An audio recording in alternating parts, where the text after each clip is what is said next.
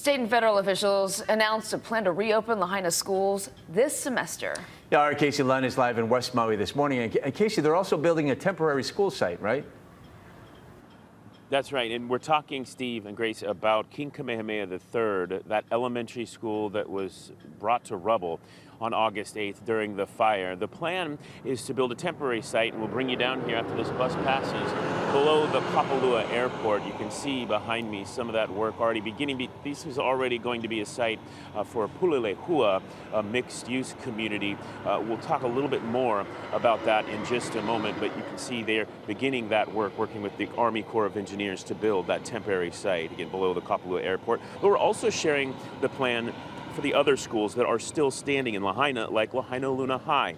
The Department of Education said that they're working with the DOH to make sure that those campuses are safe, as well as Lahaina Intermediate School. They have done tests to make sure that the soil, air, and water there are safe for students to return. So many of those students, of course, likely all of them, have been impacted by what happened on August 8th. I was able to speak to Ashley Olson. She's an English as a second language teacher at Lahainaluna High. I wanted to know how she's doing, and just as importantly, how her students are coping with all of this. I think that being together and taking steps to, I don't want to say return to normal, because it's never going to be completely normal, but moving toward a new normal,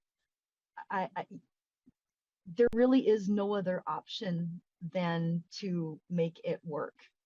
And it's going to be easier for some than others. And all we can do is, support one another, support our students, love on them. And when we do see problems that maybe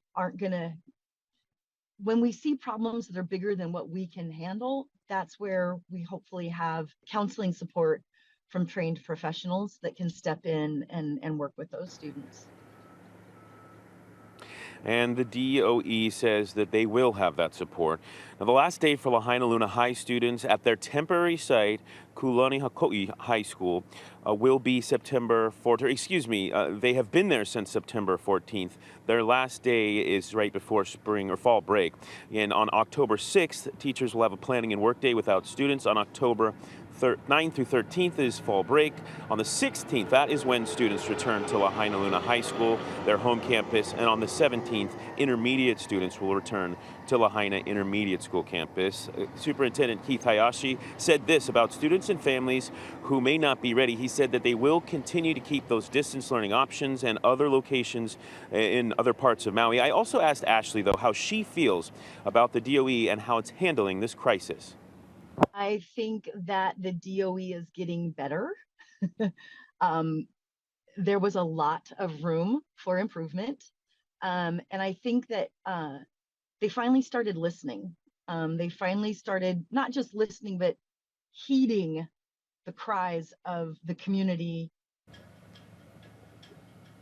Now, that $5 million that's needed for the temporary school for King Kamehameha III Elementary that will be built again on this 8-acre site below me, which is planned, by the way, again, that community of Pulelehua, we're told that money will be fronted by FEMA until a permanent replacement is figured out by the DOE. Still ahead, we're going to hear from the governor as well as the Army Corps of Engineers. They've promised a really ambitious timeline for building this temporary school at this site. They say they want to do it in 95 days. They want to have that site up and operational sometime in January so those students can get back to class and all be together. Right now, of course, those elementary students are sharing a campus with Princess Lahaina Elementary, and you imagine that has got to be a little bit tight and a little bit difficult, so they're eager to get to this new temporary site as soon as they can. Guys, I send things back to you for now. All right, thanks, Casey.